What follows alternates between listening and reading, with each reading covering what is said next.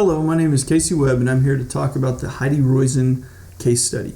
The first question we are asked to respond to is, what are the strengths of Roizen's network across the different stages of her career?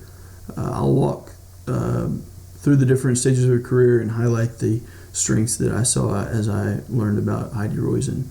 The first was tandem. She uses a personal connection to talk to the hiring manager, calls her on a Saturday, ends up landing the job as editor of the company newsletter, then uses that to make an even stronger connection with the CEO, which for an entry-level position is pretty remarkable. That then leads her to a reference for Stanford Business School, which she turns into a job at Teamaker with her brother and Mr. Farros. And this is the first place where I really saw something that stood out to me, was how she intentionally sought out to build ties to the members of the press. She was trying to raise awareness for Teamaker and their product, so she went to industry conferences, joined the Software Entrepreneurs Forum, Software Publishers Association, where she later served as president, and took any interview she could get. Farros even has a quote about how she's a pro at turning a brief conversation into one of substance, which I think captures that well.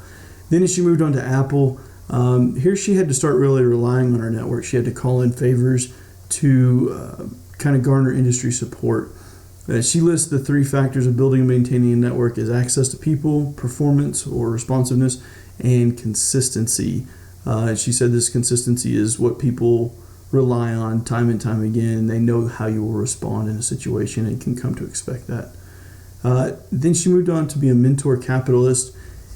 And this is where she really flourished, I felt like, as a networker. She used those contacts she already had to help place people in other jobs.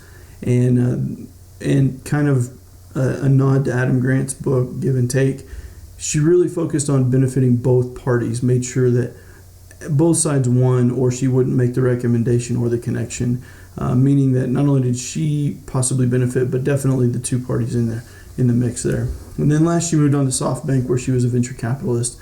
And I thought the things that stood out there was that she valued the existing deals they already had in place instead of sourcing the new deals. And that she responded to every single plan received, even if it was a rejection. I found that even in telling someone no, that there can be a connection made there, and it seems like Roizen very much capitalized on that. Question 2 says, use the concepts discussed in the readings and video to discuss the extent to which these concepts apply to Roizen and how these concepts influenced her power, influence, and networking success. In the Productively Generous article Adam Grant posted on LinkedIn, the thing that I thought stood out there out of the 3 points he made is that it's not about refusing help from others to be a giver. And Roizen exhibits this in that she asked for references from the Tandem CEO to get into Stanford. She asked for a connection from her friend to even get the Tandem job. And those were earlier on in her phase, but that's when most of us need the help the most anyways. And then later on, she turned around and gave that back by making connections for other people. In the Harnessing the Science of Persuasion by Robert Cialdini on the Harvard Business Review, he lists the 6 principles of persuasion, those being liking, reciprocity, social proof, consistency, authority, and scarcity. The two that stood out to me in the context of Roizen's networking and how they influenced her power, influence, and networking success were liking and consistency. She had the ability, as far as liking, to get someone to like her. She made a real connection. She was genuine. Talked several times about the dinner parties hosted at her house. She had a real ability to be human, be vulnerable, and come away as liked. And then also consistency. That's one she specifically lists, as mentioned in the prior question, as a key, one of the 3 key ingredients to networking and making connections. So moving on to How to Build Your Network by Uzi and Dunlap, also of the Harvard Business Review. The thing that stood out here to me, I like the self-similarity and the proximity principle, but those are relatively common sense. The shared activities principle, though, I felt like really captured something that Roizen used well, and that was to combine your personal passions and do something together, not just make a connection and talk or schmooze, as the article said, but to really do something together, and that bond built there is stronger than that of just talking or communicating.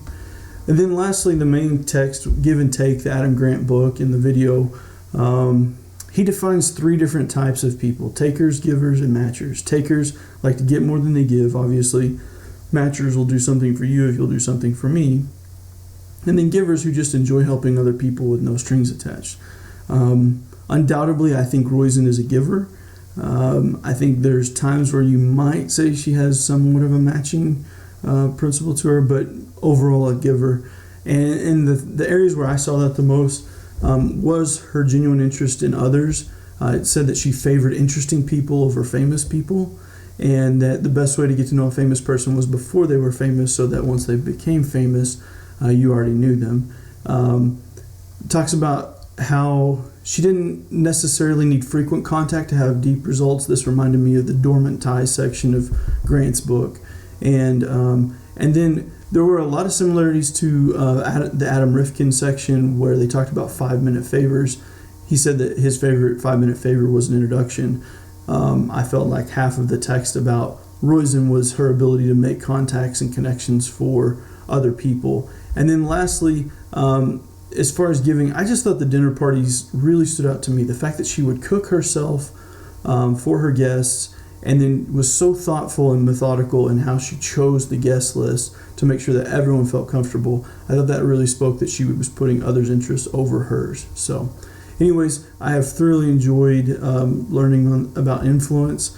I think Roizen's a great example, but I really enjoyed the Adam Grant Give and Take book. I appreciate your time, and that concludes my response. Thank you.